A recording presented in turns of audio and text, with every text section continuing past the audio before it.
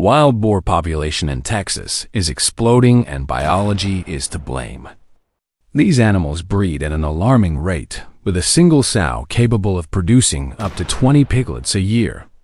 Left unchecked, their numbers can double annually, fueling a crisis that's already caused millions in damage to farms, ranches, and natural habitats across the state. For farmers, ranchers, and conservationists, the stakes could not be higher.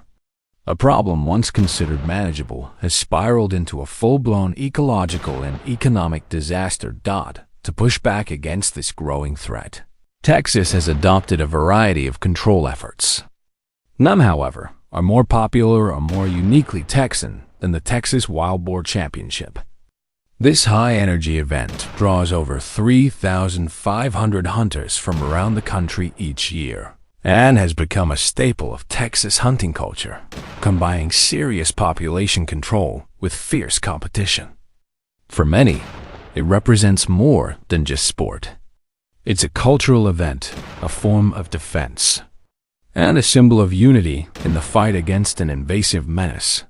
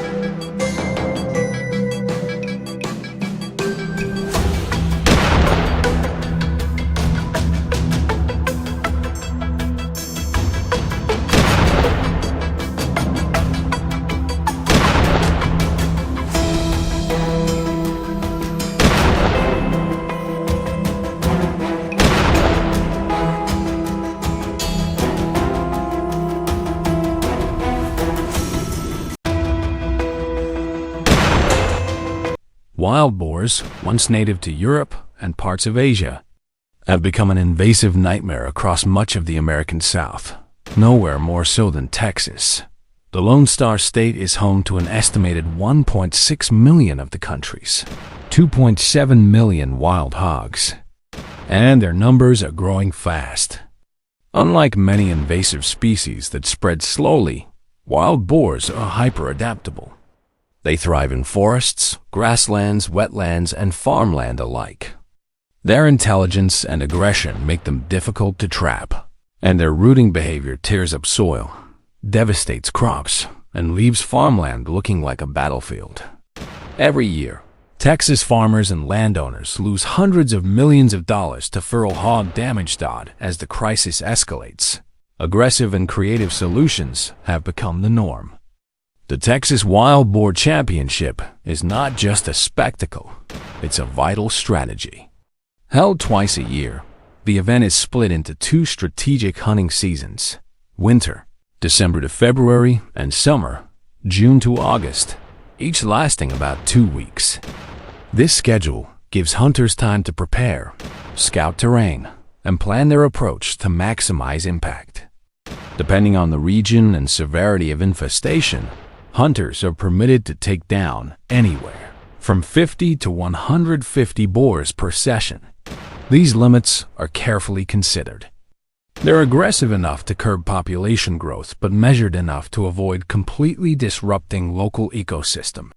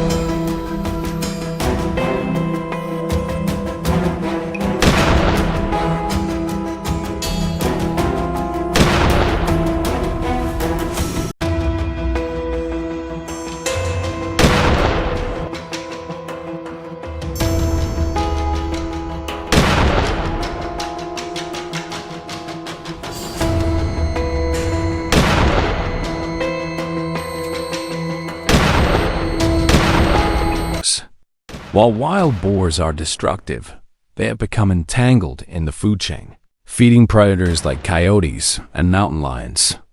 Overhunting could create unintended consequences. That balance between control and conservation is central to the championship's mission. Participation is tightly regulated. Hunters under 18 must hold a valid youth hunting license and meet specific health requirements, including 20/20th vision corrected or uncorrected, to ensure safety and precision in the field. The stakes are real. Boars are not passive targets.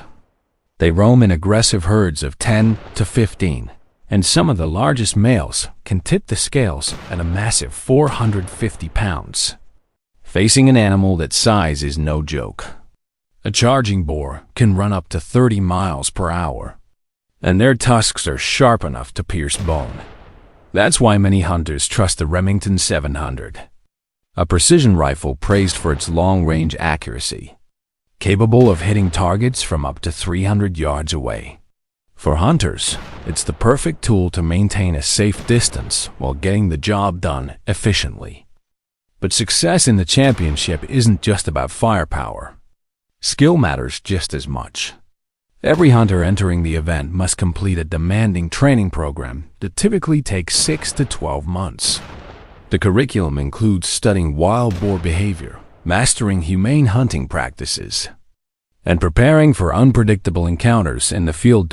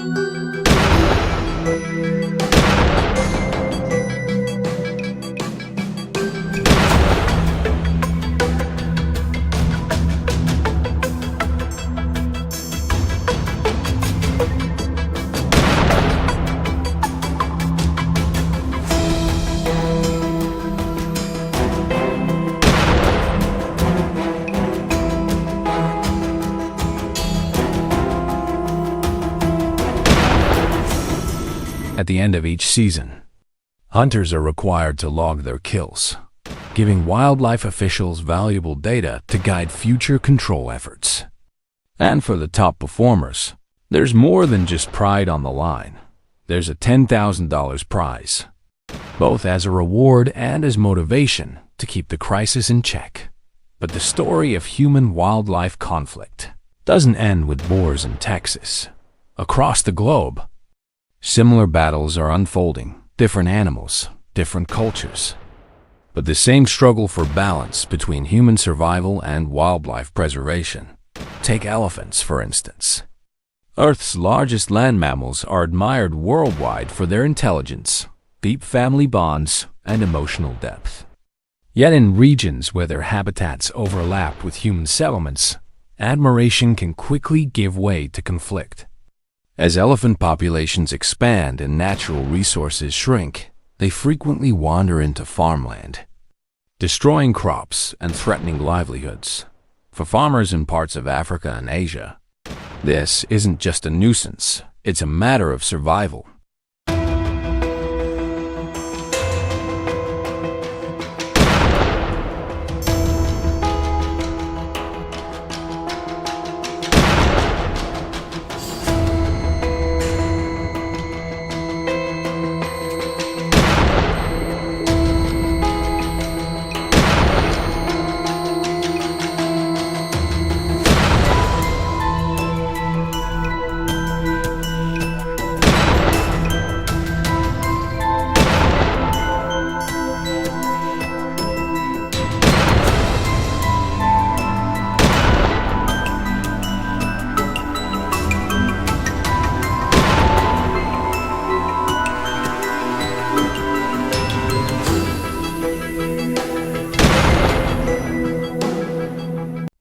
If you'll enjoy this video, please like and subscribe my channel for more information.